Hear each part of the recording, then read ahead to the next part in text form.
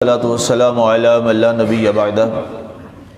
اما بعد فاعوذ باللہ من الشیطان الرجیم بسم اللہ الرحمن الرحیم ومنهم من يستمع إليك حتى إذا خرجوا من عندك قالوا للذين أوتوا العلم ماذا قال آنفا أولئك الذين طبع الله على قلوبهم واتبعوا أهواءهم والذین اہتدوا زادہم ھدی وآتاہم تقواہم، اور ان میں سے بعض ایسے بھی ہیں جو آپ کی طرف کان لگا کر سنتے ہیں، لیکن جب وہ آپ کے پاس سے نکلتے ہیں تو ان لوگوں کو جنہیں اللہ نے علم و دانش دی کہتے ہیں ابھی ابھی انہوں نے کیا فرمایا تھا۔ یہ وہ لوگ ہیں جن کے دلوں پر اللہ نے مہر لگا دی ہے اور انہوں نے اپنی خواہشات کی پیروی کی، اور وہ لوگ جو ہدایت یافتہ ہیں اللہ نے ان کی ہدایت کو بڑھا دیا اور انہیں ان کا تقوی عطا فرما دیا۔ آج ہماری سورہ محمد کی آیہ مبارکہ 17 تک کی تلاوت و ترجمہ کا شرف نصیب ہوا۔ سامعین، کل آخری درس مبارک کے کلمات یہاں پہ اختتام پذیر ہوئے کہ وہ لوگ جو کافر ہیں، جہنمی ہیں، انہیں کھولتا ہوا پانی پلایا جائے گا تو گرمی پانی کی شدت کی بنیاد پر ان کی جو آنتیں ہیں، انتڑیاں ہیں، وہ ٹکڑے ٹکڑے ہو جائیں گے۔ اس کے بعد اللہ تعالیٰ نے اپنے پیارے حبیب صلی اللہ علیہ وآلہ وسلم کی محفل مبارک اور مجلس مبارک کا ذکر فرمایا کہ رسول اللہ صلی اللہ علیہ وسلم کی جو مجلس سجتی ہے وہ کس انداز کی ہوتی تھی، اور اس میں بھی کس قسم کے لوگ جو ہیں وہ شامل ہوا کرتے تھے۔ قرآن نے ارشاد فرمایا وَمِنْهُمْ مَنْ يَسْتَمِعُ إِلَيْكَ، وہاں پر دو گروہ ہوا کرتے تھے حضور کی محفل پاک میں۔ ظاہر ہے جب کائنات کے مبلغ اعظم اور معلم اعظم حضرت سیدنا محمد رسول اللہ صلی اللہ علیہ وآلہ وسلم کی محفل پاک میں دو گروہ ہوتے تھے تو ظاہر ہے ہر دور میں یہ رہے ہوں گے، ہر دور میں ایسا مزاج ہوتا ہوگا۔ سرکار نے اس محفل پاک کا اللہ نے یوں منظر بیان کیا وَمِنْهُمْ مَنْ يَسْتَمِعُ إِلَيْكَ، فرمایا پیارے حبیب اور میں سے بعض ایسے بھی ہیں جو آپ کی طرف کان لگا کر آپ کی باتیں سنتے ہیں، آپ جو تبلیغ فرماتے ہیں، جو ارشادات فرماتے ہیں، وہ آپ کی باتوں کو سنتے ہیں۔ حتیٰ اذا خرجوا من عندک، جب محفل برخاست ہو جاتی ہے، آپ کے درس مبارک جو ہے وہ ختم ہو جاتا ہے، وہ آپ کے پاس سے اٹھ کے چلے جاتے ہیں۔ قالوا للذین اوتوا العلم ماذا قال آنفا، جنہیں اللہ تعالیٰ نے صاحب علم بنایا، جنہوں نے حضور صلی اللہ علیہ وسلم سے علم سیکھا اور اسے اپنے دل میں اتارا، ان سے جا کے بعد میں پوچھتے ہیں کہ ابھی محمد صلی اللہ علیہ وآلہ وسلم کیا کہہ رہے تھے ہم سے۔ استغفر اللہ والعیاذ باللہ۔ اب یہاں پہ پتہ یہ چلا کہ دو جماعتیں ہوتی تھیں۔ ایک وہ گروہ تھا جو رسول اللہ صلی اللہ علیہ وآلہ وسلم سے محبت کرتا تھا اور آپ سے محبت کی بنیاد پر آپ سے ارشادات عالیہ کو سنا کرتا تھا۔ ایک تو وہ جماعت تھی، اور ایک وہ جماعت تھی جو سننے کے لیے نہیں آتی تھی، بلکہ نعوذ باللہ قرآن نے پیچھے آپ یہ سنیں اس کا درس مبارک، وہ آتے تھے کہ حضور کی محفل میں بیٹھیں اور وہاں سے کوئی عیب اور نقص اور ایسی کوئی بات ڈھونڈیں۔ آج تک ایسا چل رہا ہے، آج تک ایسے لوگ ہیں، وہ سننے نہیں آتے، وہ سیکھنے نہیں آتے، وہ کسی اپنی ذاتی اپنی شیطانی وسوسے کے طور پہ آتے ہیں۔ ہم نے اپنے اساتذہ کو دیکھا، آگے ہم نے دیکھا اور آگے نسلیں دیکھیں گی۔ ظاہر ہے سرکار کے ساتھ جب سرکار کو معاف نہیں کیا گیا تو جو سرکار کی مسند پہ بیٹھے گا اسے کون معاف کر دے گا؟ نہیں ہوگا، یہ چلے گا۔ فرمایا پیارے حبیب آپ کی محفل میں کچھ وہ لوگ ہیں جو ہدایت لینے آتے ہیں، کچھ وہ لوگ ہیں جو آپ سے سیکھنا چاہتے ہیں اور وہ سیکھ کے جاتے ہیں، اور کچھ وہ لوگ ہیں جو شیطانی ذہن لے کے آتے ہیں اور آپ کی محفل میں بیٹھتے ہیں، اور جب یہاں سے نکلتے ہیں تو تو اللہ تعالیٰ ان پر پہلا عذاب یہ ڈالتا ہے اور ان سے پہلی رسوائی کا سامنا یہ کرواتا ہے کہ جو آپ نے انہیں بیان کیا ہے وہ سارا ان کے دل و دماغ سے چھین لیتا ہے. جیسے کورے آئے تھے خالی آئے تھے اسی طرح خالی واپس چلے گئے. اور جو حضور کی بارگاہ میں اپنا دامن آرزو لے کر آئے تھے اور دامن محبت لے کے آئے تھے، دامن پیار لے کے آئے تھے، ان کا عالم یہ ہے کہ حضرت سیدنا ابو ہریرہ رضی اللہ تعالیٰ عنہ نے صرف 2 سال حضور کے ساتھ گزارے ہیں، اور بتاؤ حدیثیں کتنی ان سے مر گئی. حضرت ابو ہریرہ رضی اللہ تعالیٰ عنہ جب ہم بچپن میں ہوا کرتے تھے، ابھی نہیں تھا یہ سارا معاملہ، بالکل ابھی 5ویں 6ٹھی کلاس میں ہم پڑھتے تھے، تو حضرت ابو ہریرہ کی حدیثیں پڑھا کرتے تھے کتابوں میں، تو ذہن میں سوال ہی آتا تھا کہ شاید حضرت ابو ہریرہ رضی اللہ تعالیٰ عنہ سے جتنی روایات ہیں، اتنی حدیث مبارکہ ہیں، شاید یہ ان صحابہ میں سے ہیں جو سب سے پہلے حضور پہ ایمان لے آئے، کیونکہ انہوں نے حضور کی اتنی باتیں یاد کی ہوئی ہیں، اتنی حدیث، جو بھی حدیث حضرت ابو ہریرہ، جو بھی حدیث حضرت ابو ہریرہ، جو بھی حدیث حضرت ابو ہریرہ رضی اللہ تعالیٰ عنہ، بہت حدیث آپ سے مروی ہیں. تو وجہ کیا ہے کہ جناب شاید آپ نے بہت سارا وقت حضور کے ساتھ گزارا. یہ تو جب ہم آئے درس نظامی میں اور ہم نے دین کو پڑھا تو پھر پتہ چلا کہ حضرت ابو ہریرہ تو سن 8 ہجری میں اسلام لائے ہیں. سن 8 ہجری میں جب مکہ فتح ہوا، کتنے حضور کے اعلان نبوت کے بعد، یعنی کتنے سال گزر گئے؟ 21 سال. حضور صلی اللہ علیہ وسلم کا جو ٹوٹل ہے 40 سال میں اعلان کیا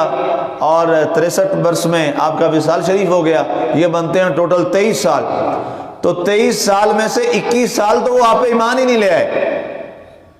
اور 2 سال آپ کو اللہ نے عطا کیے، اور آپ کے اندر وہ جذبہ اور شوق تھا آپ سے سیکھنے والا، وہ اللہ نے آپ کو پھر ایسا عطا کیا کہ آج ہر بچہ جانتا ہے. جب اس سے پوچھا جائے کہ بتاؤ حدیثیں کون سے سب سے زیادہ صحابی سے مروی ہیں، تو فوراً وہ کہے گا حضرت ابو ہریرہ رضی اللہ تعالیٰ عنہ. حضرت ابو ہریرہ رضی اللہ تعالیٰ اپنے بارے خود فرماتے ہیں کہ مجھے نا چیزیں یاد نہیں رہتی تھیں، مجھے شوق پڑا تھا کہ میں نے گھر گھر بر چھوڑ دیا تو حضور صلی اللہ علیہ وسلم کے ساتھ رہا کرتا، تو میں حضور کی حدیثیں سنتا بڑے شوق سے، کان لگا کے توجہ سے، اور میں دل میں بٹھاتا، بعض بار مجھے بھول جاتی. تو میں نے حضور کو عرض کی، یا رسول اللہ علیہ وسلم میرے لیے دعا فرمائیں، میں چاہتا ہوں کہ آپ کی ایک ایک بات کو میں حفظ کر لوں. یہ ہوتا ہے سیکھنے کا جذبہ اور شوق، اور پھر جو سیکھتا ہے اللہ اس کے نام کو قیامت تک زندہ رکھتا ہے، اور نام زندہ ہے آج ان کا، آج زندہ ہے. ہر حدیث کی کتاب حضرت ابو ہریرہ رضی اللہ تعالیٰ عنہ کے بغیر سجتی ہی نہیں ہے. تو کہتے ہیں میں نے عرض کی یا رسول اللہ علیہ وسلم دعا فرمائیں کہ اللہ مجھے میرا اتنا حافظہ پکا کر دے کہ میں جو آپ سے سنوں وہ میرے دل میں بیٹھ جائے، دماغ میں بیٹھ جائے. سرکار دو عالم صلی اللہ علیہ وآلہ وسلم نے، آپ نے کہتے ہیں کہ آپ نے فرمایا کپڑا بچھاؤ، میں نے کپڑا بچھایا، حضور نے وہ کپڑا فرمایا اس کو اکٹھا کرو، میں نے اکٹھا کیا، حضور نے فرمایا اس کو اٹھا لو اور اپنے اوپر رکھ لو. کہتے ہیں میں نے اسی طرح کیا، حضور نے فرمایا جاؤ میں نے تمہیں حفظ والی وہ ساری طاقت اور قوت عطا فرما دی ہے، اب تم جو سنو گے تمہیں کبھی بھولے گا نہیں. کہتے ہیں کہ اس کے بعد یہ ہوا کہ سرکار جو ارشاد فرماتے ابو ہریرہ کو پھر کبھی بھولا نہیں ہے. مقصد یہ ہے کہ ہم اپنا دل تو کریں نا کہ یہاں کوئی علم کا خزانہ آئے، ہم اپنے دماغ کو تو تیار کریں اس کے لیے کہ یہاں پر کوئی علم کا خزانہ آ جائے. اور یاد رکھیے گا دوستو، بزرگوں، بچوں، نوجوانوں، کائنات میں جس چیز کا انسان کو شوق ہوتا ہے وہ انسان اس کے لیے کتنی تگ و دو کرتا ہے. ایک بزنس مین ہے نا، وہ بزنس کرتا ہے، کاروبار کرتا ہے، اس کے لیے وہ کتنی ترکیبیں سوچتا ہے. وہ راتوں کو بیٹھتا ہے، دن کو بیٹھتا ہے، لوگوں سے مشورے کرتا ہے، اپنے سے اوپر والے بزنس مین سے مشورہ کرتا ہے، اس کو ہر روز بہتر سے بہتر بنانے کی کوشش کرتا ہے. اسی طرح کوئی امپلائی ہے، کوئی جاب ہولڈر ہے، وہ اپنی جاب کو بہتر سے بہتر کی جانب کیسے کر سکتا ہے، اس کو بہتر بنانے کی کوشش کرتا ہے. جب ہم دنیا کے معاملات میں اتنی روزانہ فکر سوچ کرتے ہیں تو کیا جو سب سے بڑی کمائی ہے، یہ تو دنیا کی کمائی جسے ہم سمجھتے ہیں بہت بڑی کمائی ہے، لیکن سچی بات یہ ہے یہ کمائی کوئی کمائی نہیں. کمائی تو وہ ہونا جو ہمیشہ آپ کے ساتھ رہے. یہ ساری کمائیاں آنکھ بند ہوئی وہیں ختم ہو گئی. اس میں کوئی شک ہے کسی کو؟ آنکھ بند ہوئی. آپ جناب مربوں کے مالک تھے، وہ مربع میں سے اب 1 انچ بھی آپ کا نہیں رہا۔ مربعوں میں تو لوگ دفن نہیں ہوتے، قبرستان میں اتنی سی جگہ ملتی ہے تو وہاں دفن ہو جاتے ہیں، مگر لوگ اپنے اپنے مربعوں میں ہی دفن ہوتے ہیں، اپنے اپنے گھروں میں، اپنے اپنے مرلوں میں ہی دفن ہوتے ہیں۔ دفن کہاں پہ جا کے ہوتے ہیں؟ قبرستان میں۔ اپنی زمین تو نہیں ہوتی، کسی کی ہوتی، ریاست کی، آپ کی تو نہ رہی۔ اتنی سی جگہ ملی اور وہ بھی کسی اور کی جگہ سے۔ آپ جناب کھربوں کے مالک ہیں، جب آنکھ بند ہو گئی وہ کھرب اب آپ کے نہیں رہے، وہ کسی اور کے ہو گئے۔ اب ہمارے ساتھ کس کمائی نے جانا؟ کمائی تو وہ ہو نا جو جس کا فائدہ ہمیں بھی ساتھ ہو۔ مرنے کے بعد کون سی کمائی انسان کے ساتھ جاتی ہے؟ جو اس نے کوئی نیکی والا عمل کیا، جو اس نے اچھائی والا عمل کیا ہوگا۔ اب ان میں سے جو سب سے اہم ترین ہے، سرکار دو عالم صلی اللہ علیہ وآلہ وسلم نے فرمایا وہ دین کا علم ہے، وہ دین کا علم ہے۔ سرکار دو عالم صلی اللہ علیہ وسلم ارشاد فرماتے ہیں، حدیث پاک آپ نے سنی ہوئی ہے، خیرکم من تعلم القرآن وعلمہ، تم میں سے سب سے اچھا وہ ہے، مجھے سب سے اچھا اور پیارا وہ لگتا ہے جو قرآن سیکھتا ہے، جو قرآن سکھاتا ہے۔ اب قرآن میں کیا ہے؟ سارا علم ہے نا، قرآن میں سارا دین ہے، قرآن میں سارے علم کے مخرج اور مخزن ہے۔ اب یہ انسان ایک تجسس رکھے، کوشش کرے اور ذہن میں یہ بات بٹھا لے کہ جیسے یار دنیا کے معاملات کے بارے میں اتنا فکر مند ہوتا ہوں اور لوگوں سے سیکھتا اور مشورے کرتا ہوں، تو کیوں نہ میں اپنے قرآن کے لیے بھی یہ تجسس پیدا کر لوں، میں اپنے دین کے لیے یہ تجسس پیدا کر لوں، میں دین ہی سیکھ لوں اور میرا دین مضبوط ہو جائے، اور اس کے لیے آئے روز ہر آنے والا دن پہلے دن سے بہتر ہو جائے۔ تو یہ آپ ذہن میں بٹھا لیجئے کہ اللہ کے رسول نے فرمایا جب انسان مر جاتا ہے تو ساری چیزیں ختم ہو جاتی ہیں، لیکن اس کا جو علم ہوتا ہے، جو اس نے سیکھا اور لوگوں کو سکھایا ہوتا ہے، مرنے کے بعد وہ بھی زندہ رہتا ہے، وہ زندہ رہتا ہے۔ کسی ایک آدمی کی اصلاح ہو گئی اور جب تک وہ اصلاح کے راستے پہ ہے، جو سکھانے والا ہے اللہ اس کا اجر اس کو عطا فرماتا رہتا ہے۔ تو فرمایا پیارے حبیب ان میں سے ایک ایسی جماعت یہ ہے کہ وہ آپ سے فیض پاتی ہے، آپ سے سیکھتی ہے، اس پہ عمل کرتی ہے اور اپنی زندگی کو روشن کرتی ہے، اور دوسری منافقوں کی جماعت ہے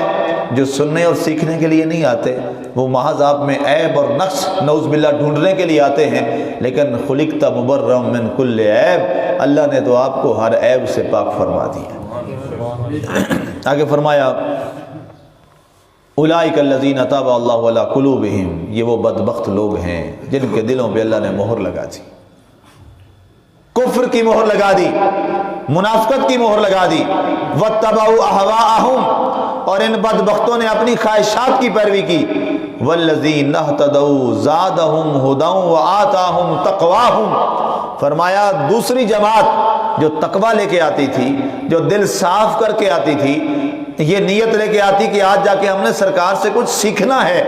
وہ ہدایت یافتہ ہیں۔ فرمایا جب وہ بارگاہ مصطفیٰ میں آتے ہیں ان کا دل صاف ہوتا ہے، وہ من کے پاک ہوتے ہیں، اللہ تعالیٰ اس کی بدولت ان کی ہدایت کو اور زیادہ فرما دیتا ہے۔ بارگاہ مصطفیٰ میں آئے، وہاں بیٹھے، وہاں سے سیکھا، ہدایت کی توجہ لے کے آئے، ہدایت کی جستجو لے کے آئے، جب بیٹھے زادہم ھدی، اللہ نے ان کی ہدایت کو زیادہ کر دیا، وآتاہم تقواہم، اور اس کے بدلے میں اللہ تعالیٰ نے انہیں دل کا تقوی عطا فرما دیا، اللہ نے اس کو دل کی پاکیزگی عطا فرما دی۔ ہمارا مالک ہمیں بھی تقوی عطا فرمائے، ہدایت عطا فرمائے، اور ہم اپنا شوق اور ذوق سے بیٹھیں اور دل ایسا لے کے آئیں، دماغ ایسا لے کے آئیں کہ آج ہم نے ایک قرآن کی نئی بات سیکھنی ہے اور اس کو ہم نے یاد کرنا ہے اور اپنے ذہنوں اور دل و دماغ میں بٹھانا ہے اور جا کر باقی مسلمانوں تک پہنچانا ہے۔ جب ہم یہ نیت اور مصمم ارادہ کر لیں گے پھر اللہ کا وعدہ ہے، اللہ فرماتا ہے ہم ہدایت بھی دیں گے، ہم تقوی بھی عطا فرمائیں گے۔ آمین وما علینا الا البلاغ المبین۔